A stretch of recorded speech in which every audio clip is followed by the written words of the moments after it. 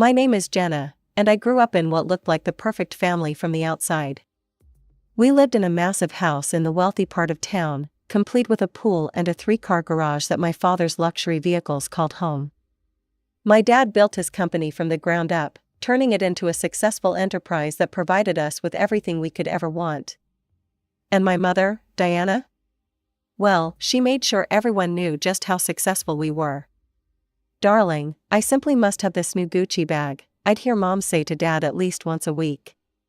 "Everyone at the country club has one, and I can't possibly show up with last season's model again."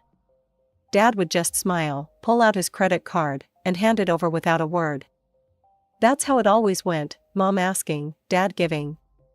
She didn't work a day in her life, but she sure knew how to spend money. Every month brought new designer clothes, spa treatments, and trips to exotic resorts where she'd post endless photos on social media. Meanwhile, I spent most of my time with a rotating cast of nannies. We went through them like Mom went through handbags. None of them ever seemed good enough for her. I remember one nanny in particular, Miss Sarah. She was different from the others. She actually cared about me, not just her paycheck. She'd help me with my homework, read me stories, and even taught me how to bake cookies. But like all the others, she didn't last long. I caught her wearing one of my silk scarves, Mom announced one day, though I knew for a fact that Miss Sarah would never do such a thing. "We simply can't have staff who don't know their place." I was 14 when everything changed. Dad had been working late more often than usual, trying to close a big deal. Mom was planning her next vacation to the Maldives, completely oblivious to the stress lines deepening on Dad's face. Then one night, the phone rang. I can still hear Mom's scream echoing through our marble hallways. Dad had collapsed at his office, a massive heart attack, they said. By the time the ambulance arrived, it was too late. Just like that, my father was gone, and our perfect world began to crumble. The funeral was a blur of black dresses and sympathetic murmurs. I stood there, numb, watching Mom put on a show for all the guests. She was the grieving widow, playing her part perfectly, but I could see the panic in her eyes. Not because she'd lost her husband, but because she was about to lose her lifestyle. The day Mom walked into Dad's office and sat in his chair, I knew we were doomed. She spun around in it a few times, straightened her designer blazer, and called all the department heads for a meeting. I watched from the doorway as she tried to channel her inner CEO, but all I saw was a desperate woman playing dress-up. "I've learned everything about this business from my husband," she announced to the room full of skeptical faces. "We're going to take this company to new heights." I wanted to scream. Dad hadn't taught her anything about business, she'd never shown any interest. The most involvement she'd had with the company was organizing the annual Christmas party. But now here she was, making grand proclamations about expansion plans and market strategies she clearly didn't understand. That night at dinner, she couldn't stop talking about her new role.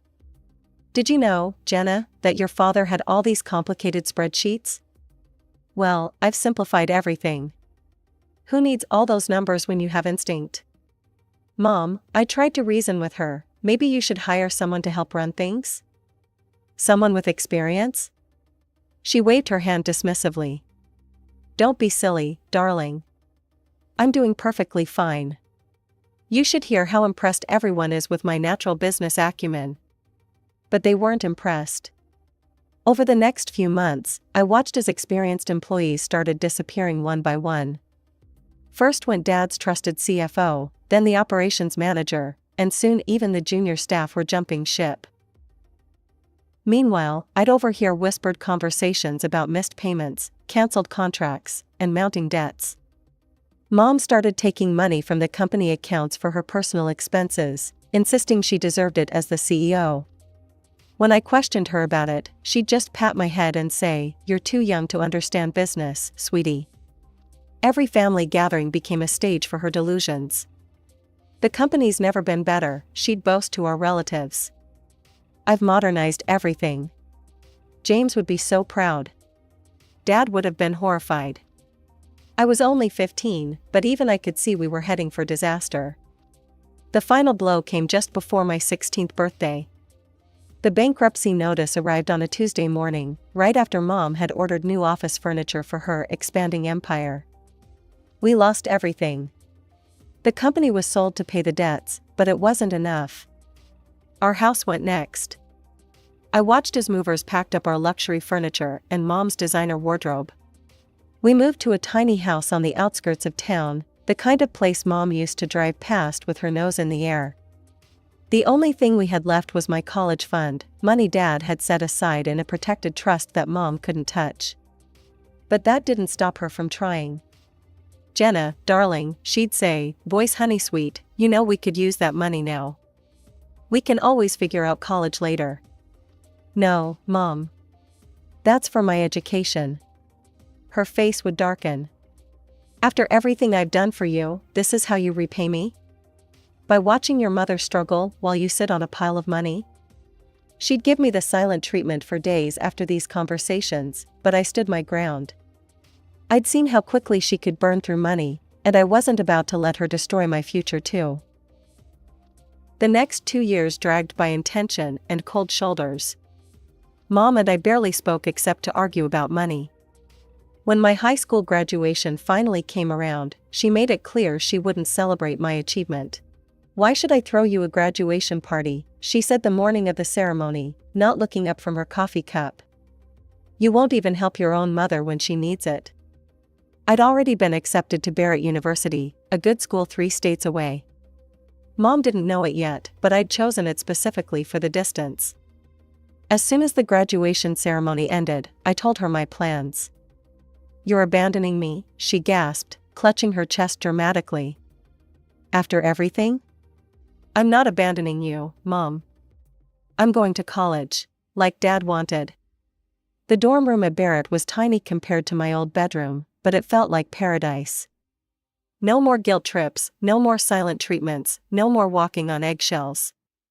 I stretched my dad's money as far as it would go, cheap meals, used textbooks, no spring break trips. Every holiday, I'd make the obligatory phone call home. "Hi Mom, how are you?" "Oh, surviving, barely," she'd say with a sigh. "Unlike some people, I don't have a trust fund to live off of." She never called me first. Not once in 4 years. But I didn't care, I was too busy building my own life.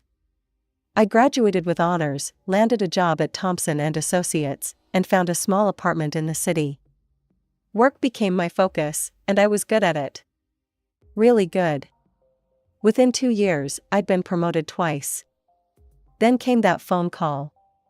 It was Christmas, and I was doing my usual check-in. "The heating's broken again," Mom complained.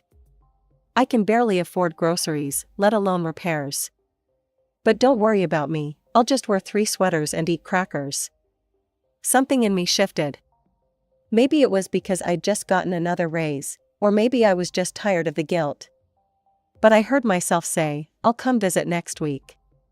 I flew home with a plan. The house looked worse than I remembered, peeling paint, broken gutters, ancient carpet.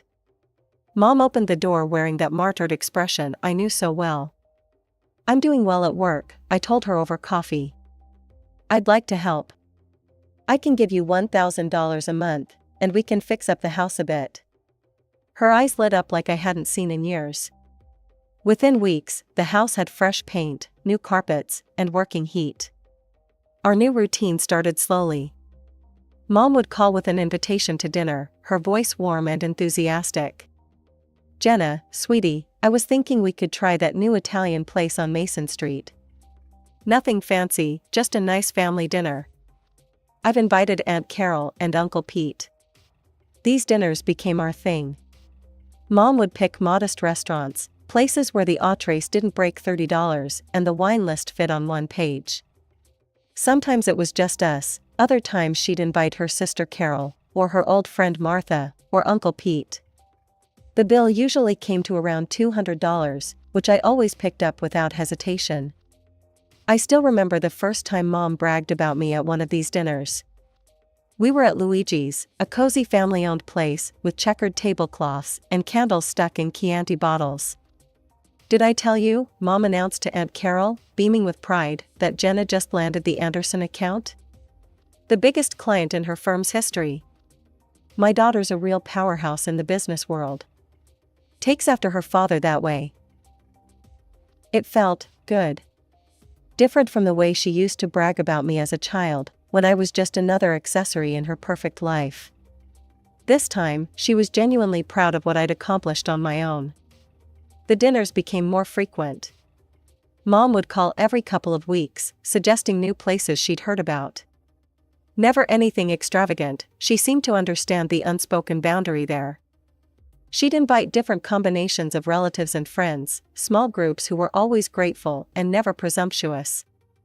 Meanwhile, my career continued to flourish. I closed bigger deals, earned larger bonuses, and finally had enough saved for a down payment on my own place. The mortgage was substantial, but manageable with my salary. Mom came to my housewarming party, and for once, she didn't make any comments about the size or location. She just hugged me and said, "You've done so well, sweetie." When I upgraded to a new car, it felt natural to give Mom my old one.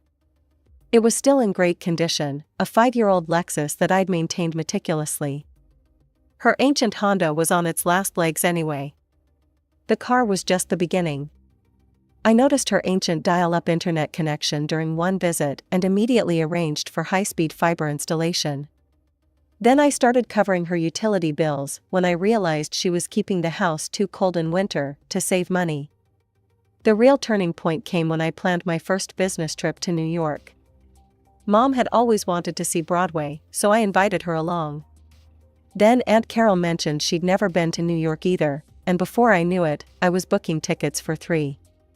They were perfect travel companions, excited but not demanding. They were happy with comfortable mid-range hotels and authentic local diners. We walked everywhere instead of taking taxis, and they spent hours in Central Park, just people watching. That first trip set a precedent. Whenever I had to travel for work, Boston, Chicago, San Francisco, I'd bring Mom and 1 or 2 relatives along. They'd entertain themselves while I was in meetings, we'd meet for dinner, and on my free days, we'd explore together. They never asked for shopping sprees or expensive shows, though I'd occasionally surprise them with tickets to a musical or a nice dinner cruise. It felt like I was finally getting to know my real mother, the person she might have been if money hadn't warped her perspective so badly all those years ago. The phone call came on a Tuesday morning while I was reviewing contracts at work. Mom's voice had that special excitement I'd grown to recognize over the years. "Jenna, honey, I've been thinking about my birthday next month. You know I'm turning 55, right?" "Of course, Mom. I was planning to come down for it. Did you want to do something special?" "Oh, yes, I want to celebrate properly this time. It's a big milestone, after all." I immediately started planning. "How about a nice dinner at your place? We could invite the usual crowd, Aunt Carol, Uncle Pete, Martha. I could hire a caterer, or we could order from that Italian place you love." "Oh no, darling," she cut me off. "Don't worry about any of that. I want to arrange everything myself this time. You've done so much for me lately, let me handle my own birthday celebration." Something in her tone should have warned me, but I was just happy to see her taking initiative. "Are you sure?" "I really don't mind helping." "Absolutely positive. Just show up at 7. I'll text you the restaurant address." When the day came, I flew in early and checked into my usual hotel. Mom had texted me an address I didn't recognize, but I didn't think much of it until my taxi pulled up at Le Chateau, the most expensive restaurant in the city. The kind of place where the menu doesn't list prices, and you need reservations months in advance. The headwaiter led me through the main dining room, past the crystal chandeliers and gold-leafed walls, to a massive private section in the back. My heart stopped. There, spread across several tables draped in pristine white linen, sat at least 30 people, every relative we had, plus what looked like half of Mom's social circle. "Jenna." Mom rushed forward, tears gleaming in her eyes. She wrapped me in a tight hug that smelled of her favorite expensive perfume. "I'm so happy you're here." Stunned, I let myself be led to a seat. Aunt Carol reached across the table and squeezed my hand. "You're such a wonderful daughter," she gushed. "Your mother couldn't stop talking about how you insisted on throwing her this amazing party. The foie gras is divine, and I hear the Wagyu beef is coming up next." The room seemed to spin as realization hit me. Mom hadn't just arranged her own birthday party, she'd arranged an extravagant celebration that she expected me to pay for, without even telling me about it. My stomach churned as I watched plate after plate of obscenely expensive food arrive at the tables. Waiters glided between guests, pouring $500 bottles of wine like it was tap water. I spotted Japanese Wagyu beef that I knew cost $400 per serving, imported caviar, whole lobsters flown in from Maine. A quick mental calculation made me dizzy. $8,000, at least. Maybe more. Aunt Carol stood up, champagne flute in hand, gently tapping it with her silver spoon. The crystal ring echoed through the private dining room as conversations died down. "I'd like to make a toast," she announced, her face glowing. "To my wonderful niece, Jenna. Your generosity tonight shows just what an amazing daughter you are. The way you've taken care of your mother, and now this incredible celebration." "I'm sorry," I cut in, my voice shaking slightly. "But I need to stop you right there." The room fell silent. Mom's smile froze on her face. "I didn't arrange this dinner," I continued, looking around the room. "I didn't choose this restaurant. I didn't authorize any of these expenses. In fact, this is the first I'm hearing about any of it." Gasps rippled through the gathering. Someone's fork clattered against their plate.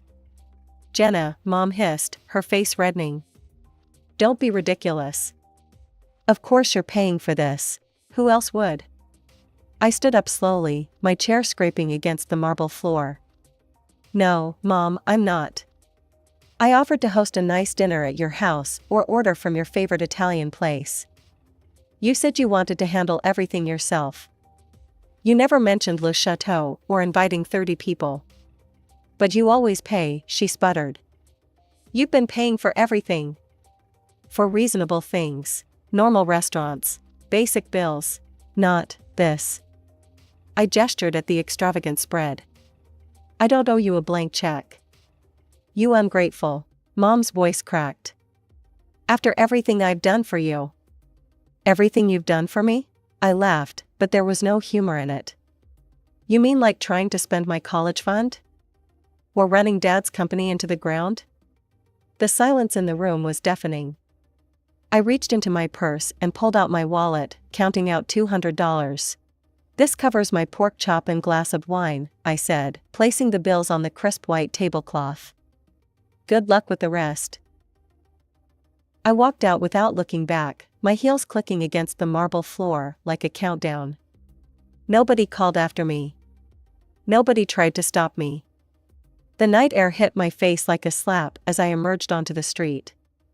I hailed the first taxi I saw and directed it to my hotel. As soon as I reached my room, I turned off my phone.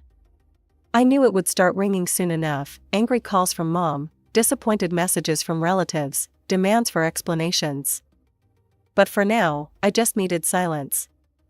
I sat on the edge of the hotel bed, hands shaking, and watched the city lights twinkle through the window. For the first time in years, I felt truly alone, and strangely, wonderfully free. The next morning, my phone nearly exploded when I turned it on. The notifications kept coming, 47 missed calls from Mom, 28 from Aunt Carol, 15 from Uncle Pete, dozens more from various relatives. The voicemail was full. I took a deep breath and called Mom. She picked up on the first ring. "Mom, I'm sorry about how things went down last night," I started, trying to keep my voice steady. "I'm coming over now. We need to talk about what happened at the restaurant." I genuinely thought she might meet me halfway. That maybe, just maybe, she'd realize how inappropriate it was to arrange such an extravagant party on someone else's dime without even asking them. I couldn't have been more wrong. "How dare you?" Her shriek was so loud I had to hold the phone away from my ear. "You selfish, narcissistic, ungrateful thing. Do you have any idea what you've done?" Mom, if you just told me about. You completely humiliated me. In front of everyone. Do you know what happened after you stormed out like a spoiled brat? Everyone had to chip in $400 each to cover the bill. $400. The total came to $12,000, $12,000. And you, with all your money, couldn't even be bothered to pay for your own mother's birthday. You greedy bastard. My head spun. $12,000. They'd ordered even more after I'd left. You think I'm greedy, Mom? Fine. I'll show you greedy. I hung up mid-rant. My hands weren't shaking anymore. Instead, a cold clarity settled over me as I opened my laptop. First, I logged into my bank account and canceled the automatic monthly transfer of $1,000 to her account. Next, I called the car dealership where I'd purchased my old Lexus. Hi, this is Jenna Mitchell. I need to arrange for a vehicle retrieval. The car is still in my name. 20 minutes later, a tow truck was on its way to Mom's house. I pulled up the internet service provider's website. 3 clicks and her high-speed connection was scheduled for disconnection. Finally, I opened my social media account and started typing. Important announcement for my family members, effective immediately, I will no longer be financing any trips or travel expenses for my mother or relatives. Any previous arrangements are cancelled. Please make your own travel plans going forward. I hit post and closed my laptop. It felt like closing a chapter of my life. The fallout was nuclear. Within hours of my social media post, my notifications exploded with comments from relatives who, just days before, had been more than happy to enjoy my generosity. How could you do this to your own mother? Aunt Carol wrote. After everything she's sacrificed for you. You're nothing but a selfish, money-obsessed ingrate. Uncle Pete, who'd traveled with us to San Francisco just 2 months earlier, chimed in, your father would be ashamed of what you've become. Is this how he raised you? To abandon family? The comments kept coming, each one more venomous than the last. My cousin Rachel, who I'd helped move into her new apartment just last year, posted, don't bother showing up at my wedding in September. I don't want someone so heartless at my special day. Aunt Carol followed up with another blow, and you can forget about my 60th anniversary party next month. We don't need your money or your presents. It was fascinating, really, watching how quickly they forgot all the dinners, all the trips, all the times I'd picked up the check without a second thought. Now I was the villain in their story, the greedy daughter who'd cut off her poor mother. None of them mentioned the $12,000 dinner bill they'd been forced to split. None of them questioned why Mom had invited 30 people to a restaurant where entrees started at $300 without discussing it with the person she expected to pay. In their version of events, that part didn't matter. The first few weeks were the hardest. I threw myself into work, took on extra projects, anything to keep my mind occupied. My phone kept buzzing with messages from unknown numbers, relatives, trying to reach me through different phones after I'd blocked them. I changed my number. Some nights, I'd lie awake wondering if I'd done the right thing. But then I'd remember all the times Mom had manipulated me, all the guilt trips, all the endless demands, disguised as love. The birthday dinner wasn't an isolated incident, it was just the most blatant example of a pattern that had been there all along. 2 months after the restaurant incident, Mom tried to reach out. She used her neighbor's phone to leave a voicemail. Jenna, honey, can we talk? I miss you. Things have been difficult. Maybe we could meet for coffee? Just us? Her voice sounded smaller somehow, less certain. Part of me wanted to believe she'd changed, that she'd finally understood. But then I noticed she still hadn't apologized. There was no acknowledgement of what she'd done, no taking responsibility. Just another attempt to reel me back in. I blocked that number too. Life went on. I got another promotion at work. Without the constant drain of supporting Mom and various relatives, my salary stretched further than I'd ever imagined. I took a trip to Europe, alone this time, no relatives to entertain, no one's demands to accommodate. It was liberating. Sometimes, through mutual acquaintances or social media, I hear bits and pieces about Mom's life. She had to downsize again, move to an even smaller place. She complains to anyone who'll listen about her ungrateful daughter who abandoned her. The relatives all sympathize, of course, but interestingly, none of them have offered to support her the way I did. Do I miss having a mother? Sometimes. But I miss the mother I needed, not the one I had. I miss the idea of family, but not the reality of what my family had become, a network of users all too happy to take everything I could give and then condemn me when I finally said enough. Maybe someday Mom will have a real epiphany. Maybe she'll understand that love shouldn't come with a price tag, that family isn't about financial transactions. Maybe she'll offer a genuine apology, not the kind that comes with excuses or demands, but one that shows true understanding of the hurt she's caused. If that day comes, I might be open to rebuilding some kind of relationship. A different one, with clear boundaries and mutual respect. But even then, I'll never go back to being the family ATM. That chapter of my life is closed forever.